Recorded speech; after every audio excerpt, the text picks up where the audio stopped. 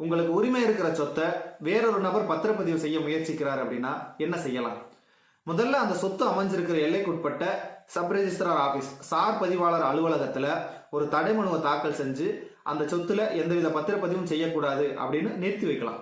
இந்த தடைமனு தாக்கல் செய்யறதுக்கு என்னென்ன வழிமுறைகள், என்னென்ன ஆவணங்கள் தாக்கல் செய்யணும்?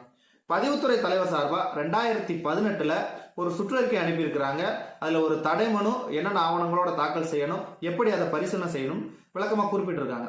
ஒரு தடைமனுவை பொறுத்தவரை அந்த சொத்து எந்த வகையில உங்களுக்கு பாத்தியமானது அப்படிங்கிறத தெளிவா விளக்கி தயார் செஞ்ச தடைமனுவோட அந்த சொத்து உங்களுக்கு கிரைய பாத்தியமா இருந்தா கிரைய ஆவணத்தையோ, இல்ல பூர்வீக பாத்தியமா இருக்கு அப்படிங்கிற பட்சத்துல பட்டா உங்க பேர்ல இருந்துச்சுன்னா உங்களுடைய பட்டா மற்றும் அந்த பூர்வீகம் சம்பந்தமான ஆவணங்கள், இல்ல பட்டா வேற ஒருத்தவங்க பேர்ல இருக்கு, அப்பா பேர்ல இருக்கு, தாத்தா பேர்ல இருக்கு, பாட்டி பேர்ல இருக்கு, பூர்வீக வழியில எனக்கு அது பாத்தியமா இருக்கு அப்படிங்கிற பட்சத்துல பட்டா யார் பேர்ல இருந்தாலும் அந்த பட்டா கூடுதலா அவங்களுடைய இறப்பு சான்று, வாரிசு சான்று, எதன் அடிப்படையில் உங்களுக்கு பூர்வீக பாத்தியமானது நிரூபிக்கிற வகையில் ஆவணங்களோட நம்ம தடைமனு தாக்கல் செய்யலாம். நம்ம தாக்கல் செய்த தடைமனு அடிப்படையில நம்மளை நேரடியாக அழைச்சு விசாரிக்கலாம்.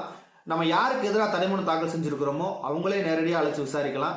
ஆவணங்கள் அடிப்படையில பரிசீலனை செஞ்சு நம்ம தரப்புல உரிமையை நிரூபிச்சுக்கிற பட்சத்துல அந்த பத்திரப்பதிவை நிறுத்தி வைப்பாங்க.